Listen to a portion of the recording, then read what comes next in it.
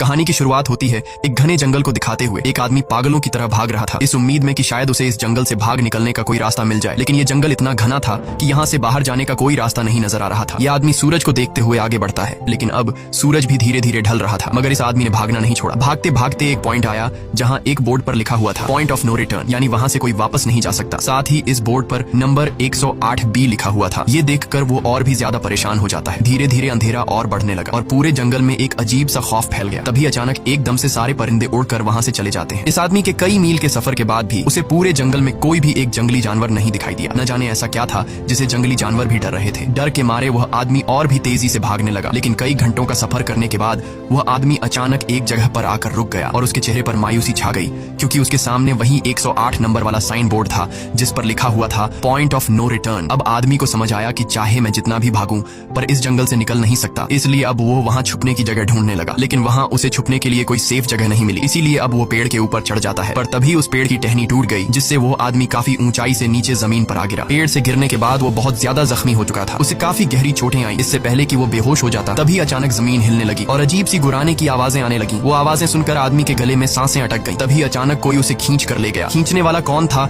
ये नहीं दिखाया गया, लेकिन हमें उस आदमी की दर्द भरी चीखें सुनाई दी गई। इस इंसिडेंट के 6 दिन बाद हमें शहर में मीना नाम की एक लड़की को दिखाया जाता है जो एक बर्ड शॉप में काम करती है। तभी उसका बॉस आता है और मीना को एक गोल्डन पैरेट को शहर से दूर एक जू में डिलीवर करने का ऑर्डर देता है। मीना बॉस की बात को मानते हुए अब उस पैरेट को डिलीवर करने जाती है। मीना गाड़ी में बैठकर अपने मोबाइल में उस जू का लोकेशन सेट कर लेती है और अपने सफर पर निकल पड़ती है। शहर से बाहर निकलने के बाद वो एक बोर्ड पर बहुत सारे लोगों के मिसिंग फोटोज देखती है, यानी वहाँ पर कई सारे लोग गायब हो चुके थे। लेकिन मीना उन पर ज्यादा ध्यान नहीं देती और आगे बढ़ने लगती है। आगे बढ़ते दौरान मीना शॉर्टकट लेते हुए जंगल के रास्ते से गुजरती है ताकि वो जल्दी से इस पैरेट को जू तक डिलीवर कर दें, और वो पहुंच गई जंगल के बीचों बीच। ये वही जगह है जहाँ हम पहले एक आदमी को गायब होते देख चुके हैं। वहाँ आकर मीना बुरी तरह से फंस चुकी थी। वो अपने मोबाइल पर मैप देखती है, लेकिन वहाँ मोबाइल के सिग्नल नहीं आ रहे थे और उसके कार का रेडियो भी काम नहीं कर रहा था। मीना अब वहाँ से वापस निकलने लगी, लेकिन अब उसे वहाँ से बाहर निकलने का रास्ता समझ नहीं आ रहा था। थोड़ी देर बाद मीना की गाड़ी भी खराब हो गई। मीना गाड़ी से बाहर निकलती है और उसे सामने लगा हुआ वही पॉइंट ऑफ नो रिटर्न वाला बोर्ड दिखाई देता है। मीना को कुछ समझ नहीं आता, इसीलिए वो पैरेट के पिंजरे को हाथ में लेकर